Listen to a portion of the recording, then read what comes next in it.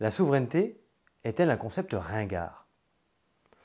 J'ai évoqué précédemment que les acceptions de la souveraineté étaient l'objet de manipulation. Après tout, le mot étant incapable de se défendre lui-même, il ne pouvait être que victime de ces manipulations.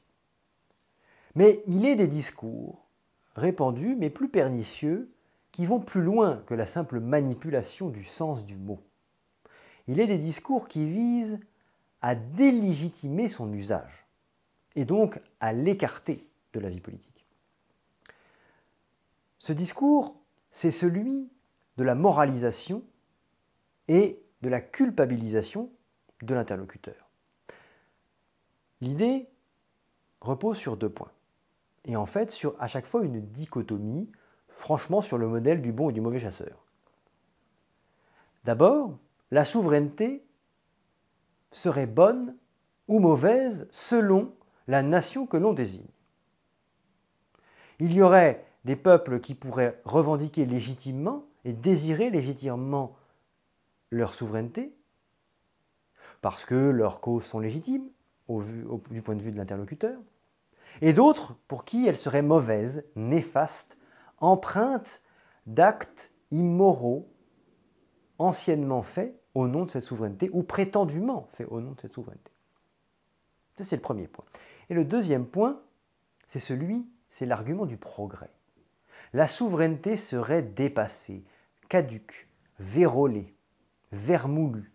Et donc, il faudrait s'en débarrasser pour entrer pleinement dans une modernité qui n'a pas besoin d'elle, ou qui n'aurait pas besoin d'elle.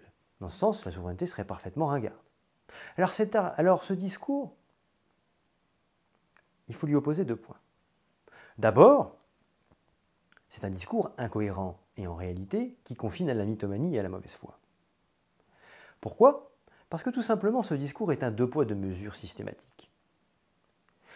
Le manichéisme, ou plutôt la dualité bien mal qui est reprise grossièrement dans cet argument, ne peut pas masquer le fait que si la souveraineté est bonne dans certains cas et mauvaise dans d'autres, elle est surtout bonne lorsque ça les arrange. On ne peut pas être un défenseur sincère de la souveraineté si l'on autorise certains peuples à en disposer et d'autres non. On ne peut pas vouloir l'intégrité territoriale de l'Ukraine, reconnaître l'indépendance de l'État de Palestine, ce sur quoi je ne porte aucun jugement, et en même temps, comme dit le poète, en même temps vouloir que la France abolisse sa souveraineté parce qu'elle n'en serait plus digne, car elle aurait commis trop de méfaits par le passé, elle aurait souillé sa propre souveraineté. Et puis on peut leur opposer également un deuxième argument. Si la souveraineté, c'est la liberté du peuple de définir ses propres règles, alors s'opposer à ce que la France revendique sa souveraineté et ce que les Français revendiquent la souveraineté de leur nation, c'est s'opposer à leur droit de définir les règles pour eux-mêmes. C'est donc un argument en réalité antidémocratique et contre la liberté du peuple français.